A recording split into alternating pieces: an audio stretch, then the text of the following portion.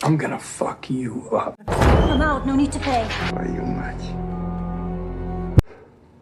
I'm nobody.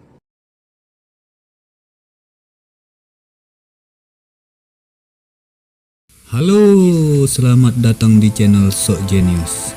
Kali ini kita akan membahas alur cerita film Nobody alias Bukan Siapa-Siapa. Di awal film diperlihatkan seorang pria paruh baya yang bernama Hutch Mansell, di mana dia adalah seorang kepala keluarga sekaligus ayah bagi kedua anaknya. Hutch sendiri bekerja di perusahaan milik sang ayah mertua sebagai bagian administrasi yang mana hari-harinya diisi dengan rutinitas yang monoton dan begitu-begitu saja tanpa ada sesuatu yang beradrenalin sedikit pun. Hingga suatu malam rumah Hutch pun didatangi oleh dua orang maling yang mana Hutch berhasil memergoki mereka. Namun karena suatu alasan tertentu, Hutch pun membiarkan mereka mencuri uang receh yang jumlahnya sangat amat sedikit. Tak diduga, anak sulung Hutch berhasil menyergap salah satu pencuri itu, dan ketika si pencuri yang lain teralihkan perhatiannya, kita akan melihat Hutch memegang sebuah tongkat dan berniat untuk memukulnya. Namun tak disangka, Hutch justru meminta anaknya untuk melepaskan pencuri itu dan membiarkan mereka berdua kabur begitu saja. What the fuck, Dad? Anak sulungnya pun merasa sangat-sangat kecewa dengan tindakan sang ayah, ditambah sikap polisi yang seolah ikut menunjukkan rasa kecewa terhadap sosok ayah seperti Hutch. Tak bisa dipungkiri, kejadian tersebut menimbulkan dampak negatif yang mana hal itu cukup menjadi bukti bahwa sosok Hutch sebagai ayah sekaligus pelindung keluarga mulai dipertanyakan oleh istri dan anak sulungnya, kecuali si bontot yang masih kecil. Tak cukup sampai di situ, tetangga sebelah rumahnya pun memberikan sindiran sangat keras dengan mengatakan bahwa jika rumahnya kemalingan, dia tentu tidak akan tinggal diam dan akan memberikan sedikit pelajaran kepada maling tersebut. Dan itu cukup membuat Hutch merasa di roasting. Tak hanya di rumah, di tempat kerjanya pun Hutch mendapat perlakuan yang kurang menyenangkan. Ketika adik istrinya alias adik iparnya sendiri menyayangkan kejadian semalam dan memberikan sebuah pistol untuk Hutch berjaga-jaga. Beberapa waktu kemudian, ayah mertuanya alias pemilik perusahaan tempatnya bekerja mendatangi Hutch untuk membicarakan tentang rencana Hutch membeli perusahaannya. Karena dengan usianya yang sudah sangat tua, ia berniat untuk pensiun. Namun karena harganya yang belum sesuai, Hutch pun diminta untuk memikirkannya kembali. Di luar kepenatan dan rutinitasnya tersebut, Hutch ternyata memiliki sebuah radio khusus di kantornya, di mana dia sering berbicara dengan seseorang yang nampaknya adalah teman lama, di mana itu menjadi sebuah pertanyaan misterius tentang siapakah sosok Hutch ini sebenarnya. Dan percakapan Hutch dengan seseorang di radio tersebut akhirnya membuat fakta menarik tentang alasan kenapa Hutch tidak melakukan perlawanan di malam itu, karena ternyata ia sudah mengetahui secara detail tentang kedua pencuri itu, yang mereka berdua adalah sepasang suami istri yang kemungkinan besar sedang mengalami masalah ekonomi. Karena jika mereka adalah garong profesional yang sering melakukan aksi, berdasarkan analisis Hutch, tidak mungkin mereka melakukan pencurian hanya untuk sejumlah uang receh yang jumlahnya tidak terlalu banyak. Yang paling menarik dari semua itu adalah pistol yang mereka gunakan saat malam itu sama sekali tidak berpeluru, dan itulah alasan kuat kenapa Hutch tidak melakukan perlawanan.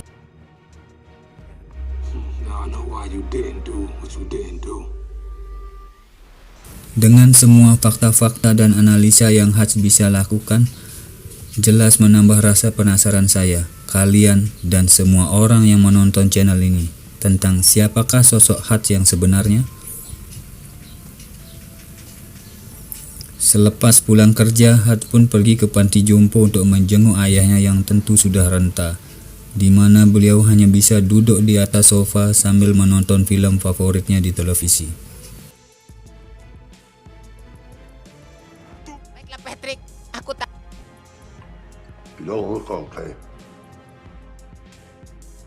Saat pulang, Hatch berdiri tepat di depan rumah di mana dia melihat keluarganya sendiri dan merasa bahwa dia cukup kecewa dengan diri sendiri yang gagal menjadi sosok pelindung bagi keluarga, dan itu cukup membuat Hatch merasa gimana gitu. Saat sudah masuk rumah, istri dan anak sulungnya pun masih bersikap cuek terhadapnya. Namun ketika si bontot mengeluhkan tentang kalung anjingnya yang hilang dan mungkin terbawa oleh kedua pencuri semalam, disitulah Hatch benar-benar bangkit adrenalinnya dan sangat emosi. Dengan cepat, Hatch pun kembali ke panti jompo tempat ayahnya tinggal, di mana dia mengambil sebuah pistol yang disimpannya di sana, dan dengan sebuah petunjuk yaitu tato pada lengan si pencuri yang ia lihat malam itu, Hatch pun berencana untuk mencari kedua pencuri itu dan mengambil kembali kalung anjing milik anaknya. Setelah mendatangi beberapa tempat pembuatan tato, sampailah dia di sebuah tempat tato yang sudah berdiri puluhan tahun, di mana tempat itu diisi oleh orang-orang yang bukan orang sembarangan, dan kedatangan Hatch ke sana cukup menarik perhatian orang-orang tersebut. Namun yang menarik adalah ketika salah satu kakek-kakek melihat tato pada lengan Hatch, dia pun seketika terkejut dan mengatakan, "Terima kasih atas jasamu." Saat si kakek masuk ruangannya dan mengunci pintunya dengan sangat amat rapat, disitulah orang-orang tersebut mulai merubah sikap dan dengan senang hati mau membantunya. Sampai segitunya loh, makin penasaran kan? Tanpa buang-buang waktu, terlihat Hatch sudah berada di kediaman kedua pencuri itu, di mana Hatch muncul seperti John Wick dan langsung meminta kalung anjing anaknya dikembalikan. Namun saat Hatch akan berbuat hal yang lebih dari itu, tiba-tiba aksinya terhenti karena melihat bayi dua pencuri itu menangis, hingga Hatch kesal sendiri dan memukul-mukul tembok hingga kedua tangannya berdarah. Hatch pun langsung meninggalkan tempat itu dan pulang naik bus dengan rasa kesal yang masih belum terlampiaskan. Dan secara kebetulan, ketika ada sekelompok pemuda yang mabuk dan masuk ke dalam bus, di mana hal itu membuat Hatch seketika tersenyum karena akhirnya mendapat sasaran untuk dijadikan bahan pelampiasan emosinya. Anjir.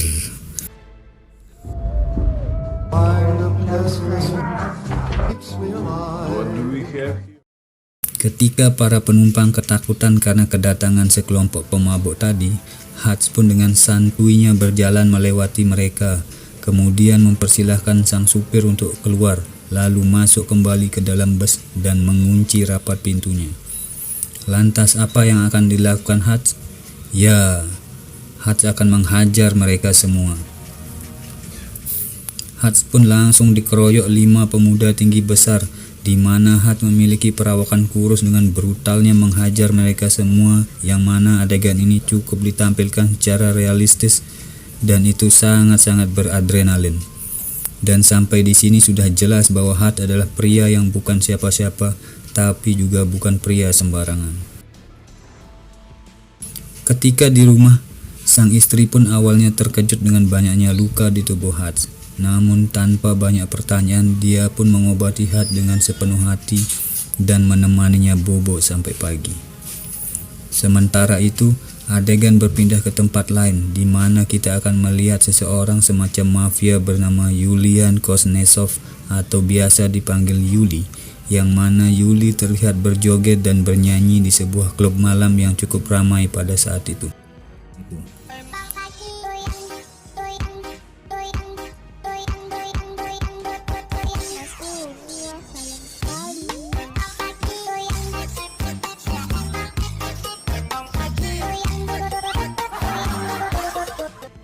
Yuli sendiri adalah seorang mafia Rusia yang memiliki usaha penyimpanan uang, yang mana rekan-rekan sesama mafianya mempercayakan semua uang mereka di tempat penyimpanan milik Yuli. Saat mereka bersama, Yuli pun ditegur oleh para rekannya mengenai sikap tidak berwibawa saat ia berjoget dan bernyanyi di depan umum, yang mana sikapnya tersebut dianggap bisa menurunkan kepercayaan sebagian besar dari mereka, karena menunjukkan tidak adanya wibawa dan rasa hormat dalam diri Yuli. Dan apa yang dilakukannya?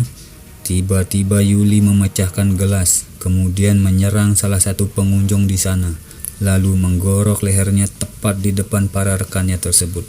Dan itu cukup membuktikan bahwa Yuli adalah orang yang berbahaya yang disebut meningkatkan kepercayaan mereka. Beberapa saat kemudian ia mendapat telepon bahwa adiknya sedang dirawat di rumah sakit, yang mana adiknya tersebut ternyata adalah salah satu korban dari Hutch saat peristiwa di dalam bus tadi. Yuli pun langsung ke rumah sakit dan menginterogasi teman-teman adiknya mengenai pelaku yang telah membuat adiknya babak belur, di mana salah satu temannya itu mendapatkan kartu identitas kerja milik Hutch. Singkat cerita, esok pagi pun tiba. Hutch pun terlihat sudah beraktivitas seperti sedia kala, dan Hutch mendapat telepon dari temannya yang biasa menemaninya di radio, yang mana temannya tersebut memperingatkan tentang kejadian semalam, bahwa salah satu orang yang dihajar Hutch adalah anggota keluarga dari seorang mafia Rusia berbahaya, yakni Yuli.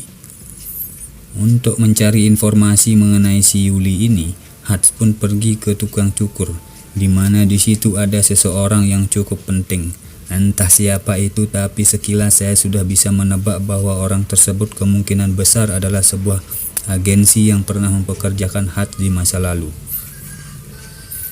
Setelah selesai melihat dokumen tentang Yuli, Hutch tak ada rasa menyesal sedikit pun tentang perbuatannya. Yuli sendiri memberikan kartu identitas kerja milik Hutch kepada stafnya, di mana staf tersebut menyuruh salah satu orang dari pihak pemerintahan atau Pentagon untuk melacak alamat dan semua hal tentang Hutch. Dan alangkah kagetnya staf tersebut ketika mengetahui bahwa Hutch adalah orang yang sangat-sangat berbahaya, di mana kita bisa melihat beberapa foto yang memperlihatkan tentang kebrutalan Hutch di masa lalu. Sampai-sampai si staf tersebut memutuskan untuk tidak ikut campur dan mengundurkan diri dari pekerjaannya saat itu juga, tanpa meminta pesangon ataupun BPJS Ketenagakerjaan. I'm out, no need to pay. Why you much? Gile bener, sampai segitunya.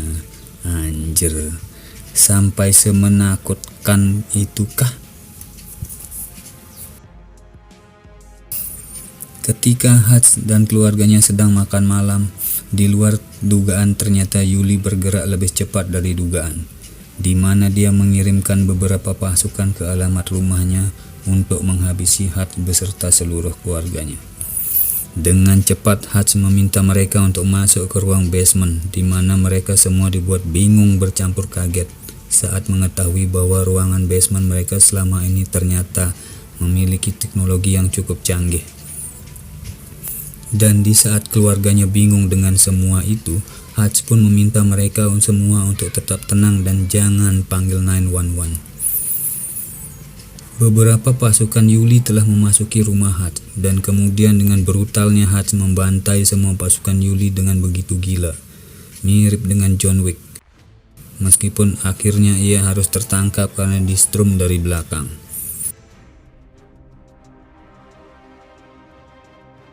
Namun bukan bintang film namanya jika dia bisa tertangkap dengan begitu mudah, karena saat dalam perjalanan, Hutch pun bisa melepaskan borgol dengan cukup mudah dan membuat mobil mereka terguling, yang membuat ketiga pasukan itu tewas mengenaskan. Hutch pun kembali ke rumah dan membersihkan diri, di mana dia dengan tenangnya membawa istri dan anaknya keluar, dan mereka melihat begitu banyak mayat bertebaran. Kemudian menyuruh mereka untuk pergi ke tempat aman sampai situasi benar-benar kondusif. Karena masih bingung dengan apa yang terjadi, sang istri pun bertanya mengenai apa yang terjadi sebenarnya. Namun hati yang low profile memintanya untuk percaya dan yakin bahwa situasi ini akan kembali normal. Setelah istri dan anaknya pergi ke tempat aman, Hutch pun membuka kotak berisi emas batangan miliknya, yang mana itu adalah sisa harta dari pekerjaannya di masa lalu. Sneaky devil. Fucking kitty cat bracelet. Sementara itu, sang ayah yang berada di panti jompo pun didatangi oleh dua orang suruhan Yuli, yang mana mereka bermaksud untuk membunuh si kakek sesuai dengan perintah dari Yuli. Dan Anda akan benar-benar terkejut sekaligus kagum Ketika melihat kedua orang suruhan tersebut sama sekali tak berkutik, ketika ayah Hat yang sudah tua renta ternyata lebih berbahaya dari yang dibayangkan. Setelah meledakkan rumah beserta semua jasad pasukan Yuli, Hat pun menemui ayah mertua untuk membeli perusahaan tempatnya bekerja dengan emas batangan yang dia bawa. Si adik ipar pun menolak kesepakatan tersebut dan sempat akan memukulnya. Namun Hat yang sudah tidak peduli dengan cepat memukul perut si adik ipar, yang mana dia sangat amat terlihat kesakitan. Untuk kemudian Hat memintanya untuk tarik nafas pelan-pelan dan duduk dengan manis. Di sisi lain, Yuli cukup terkejut ketika mengetahui bahwa semua pasukan kirimannya telah tewas. Ditambah salah satu anggota pasukannya tersebut adalah asisten kesayangannya. Yuli pun mengerahkan semua pasukan miliknya dan semua pasukan yang ada hanya untuk menangkap satu orang, yaitu Hat seorang.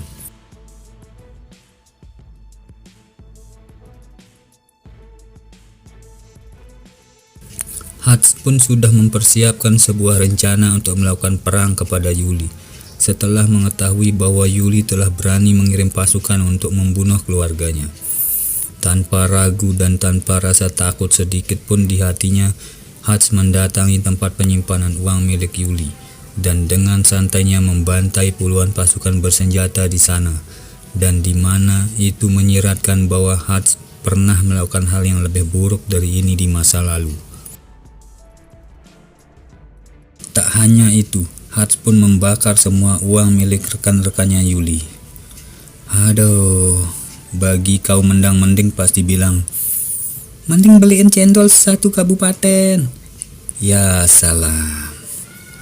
Dan yang paling gila dari semua itu adalah setelah Hat menghancurkan bisnis Yuli dengan bernyali besar, Hat pun nekat datang sendirian ke klub milik Yuli, yang mana kita bisa melihat dia sedang asik makan tanpa ada rasa takut terhadap Yuli dan semua pasukannya.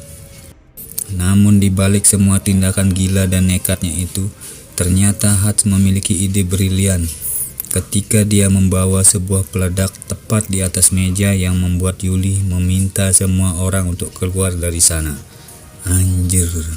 Tanpa banyak basa-basi, Hat langsung mengungkapkan tujuannya datang ke sini, di mana dia menawarkan sebuah kesepakatan damai untuk tidak lagi mengejarnya dan keluarganya, hingga saat Hat mengatakan bahwa dia sudah membakar semua uang dan usaha milik Yuli.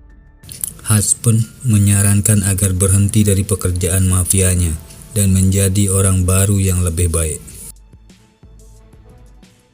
Saat Hat keluar, ia pun menunggu apa yang akan dilakukan Yuli. Hingga saat Yuli keluar dan akan mengejarnya, jangan salahkan Hat jika Yuli lebih memilih mati ketimbang berdamai dengan tawarannya tadi. Pasukan Yuli pun mengejar dan menembaki mobil Hat dengan brutal, dan saat sampai tepat di depan perusahaan yang sudah dibelinya, Hat pun tiba-tiba ditolong oleh orang yang menembak dari atas, yang ternyata adalah orang yang sering berbicara di radio. Pria ini bernama Harry.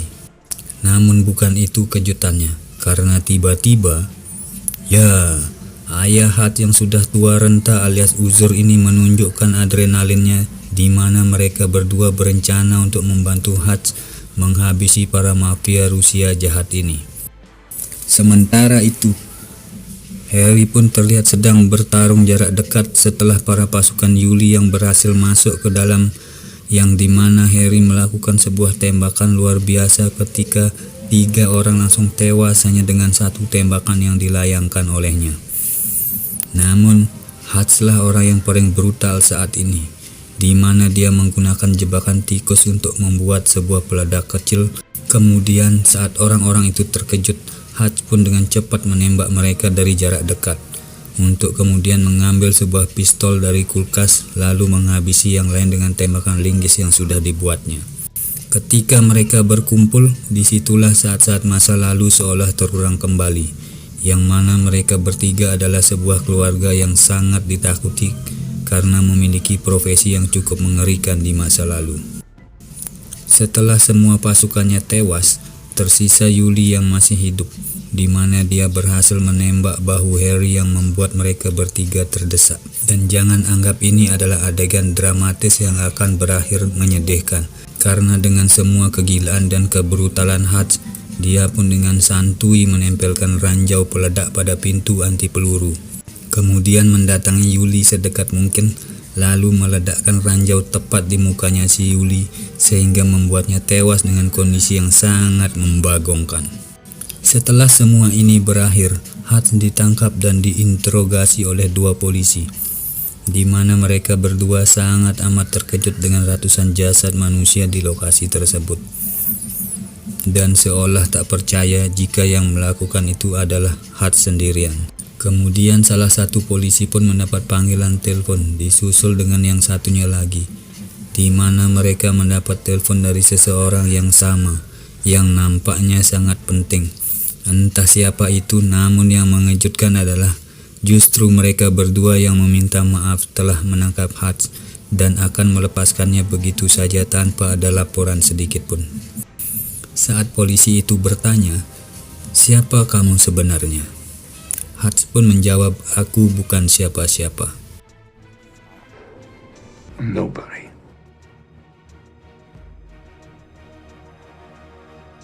Tamat.